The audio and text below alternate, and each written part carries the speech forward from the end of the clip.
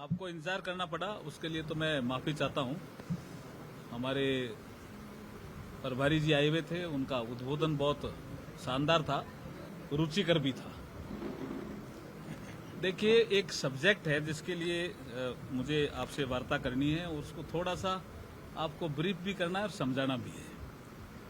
वो सब्जेक्ट है lateral entry.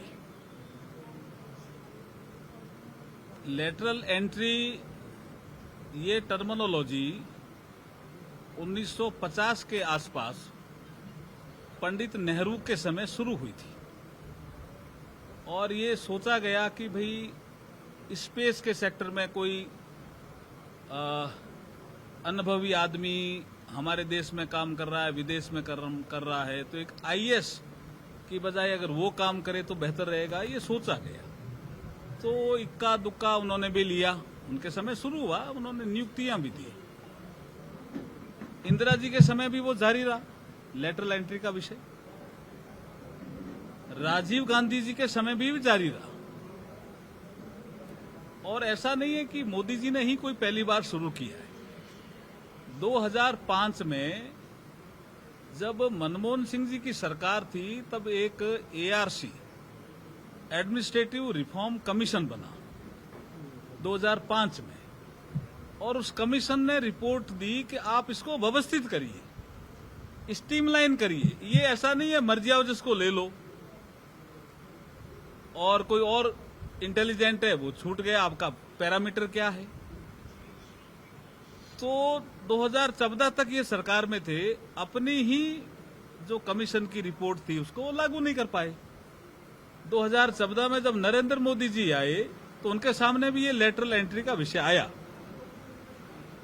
तो इन्होंने कहा इसको आप नीति आयोग को दे दो, इसको व्यवस्थित करना है। फिर 2017 में नीति आयोग में इसका प्रेजेंटेशन हुआ और उस प्रेजेंटेशन के बाद ये लेटरल एंट्री का विषय व्यवस्थित हुआ और यूपीएससी को ये काम दिया गया कि आप सारे चीजों का रूल्स रेगुलेशन करके इनका सिलेक्शन करेंगे और इनकी जो सेवा अवधि होगी वो कॉन्ट्रैक्ट बेसिस पे होगी और अवधि भी निर्धारित की 3 साल।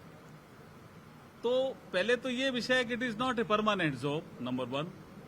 दूसरा विषय है कि यूपीएससी जो आईएएस आईपीएस की वैकेंसी निकालते हैं उससे ये अलग है, संख्या भी बहुत कम रहती है। इस बार जो एक यूपीएससी को लेटर भेजा गया डीओपीटी की तरफ से और उसके बाद ये सोशल मीडिया में विषय बड़ा बना। मैं भी कल मेरे क्षेत्र में था, मुझे भी कुछ आपके साथियों ने जब ये प्रश्न किया तो मैंने कहा सबसे बड़ा उदाहरण तो डॉक्टर मनमोहन सिंह जी हैं लेटरल एंट्री के, सबसे बड़े उदाहरण हैं। आपने कैसे उनको 1976 में सीधा ही फाइनेंस सेक्रेटरी बना दिया जी। तो ऐसे बहुत से उदाहरण हैं, मोन्टेंग सिंह आलूवालिया भी उदाहरण है, और कितने ही नाम ले सकता हूं विमल जालाल से लेकर के। लेकिन आज प्रधानमंत्री जी ने एक शानदार निर्णय लिया कि, और इससे ये सिद्ध होता है कि ये सरकार संवेदनशील है, सुनती है सबकी। कल हमारे अश्विनी वैष्णव जी ने आपको डेटा देकर के कहा था कि ये जितनी वैकेंसी जाती है साल भर में उसके 0.5% है। लेकिन फिर भी आज प्रधानमंत्री जी ने निर्णय लिया, हमारे प्रधानमंत्री कार्यालय में जो एमओएस है डॉक्टर जितेंद्र सिंह जी, जो डीओपीटी को भी देखते हैं, उन्होंने यूपीएससी को लेटर लिखा कि सोशल जस्टिस का मुद्दा जब तक सेटल नहीं हो तब तक हम इसको विड्रॉ करते हैं। तो इसका मतलब रिजर्वेशन के प्रति भी नरेंद्र मोदी जी की नीति स्पष्ट है, सोशल जस्टिस के प्रति भी नीति स्पष्ट है, इसलिए हम प्रधानमंत्री जी का धन्यवाद करते हैं। ये विषय मुझे आपको कहना था। अब आपके इसमें प्रश्न होंगे। ये विषय जो है वो विषय थोड़ा इससे अलग है। वो विषय है, एक सुप्रीम कोर्ट का हाल ही में एक फैसला आया और वो फैसला था कि शेड्यूल कास्ट कम्युनिटी का सब कैटेगराइजेशन, आर्टिकल 341 में ये मामला गया।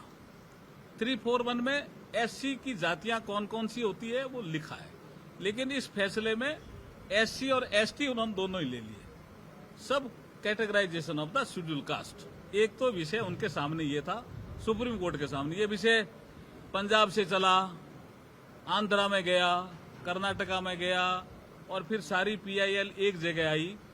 उस विषय में जब सुप्रीम कोर्ट का फैसला आया तो इस फैसले के दो पार्ट हैं। एक पार्ट है ऑब्जर्वेशन का, जो सुप्रीम कोर्ट ने ऑब्जर्वेशन किया वो तो है कि क्या शेड्यूल कास्ट में क्रीमी लेयर होना चाहिए, हो सकता है क्या, दिक्कत क्या है, ये सब ऑब्जर्वेशन है। It is not the part of the judgment. लेकिन जजमेंट का पार्ट क्या है? जजमेंट का पार्ट ये है कि अगर राज्य सरकारें चाहें, उन्होंने केंद्र सरकार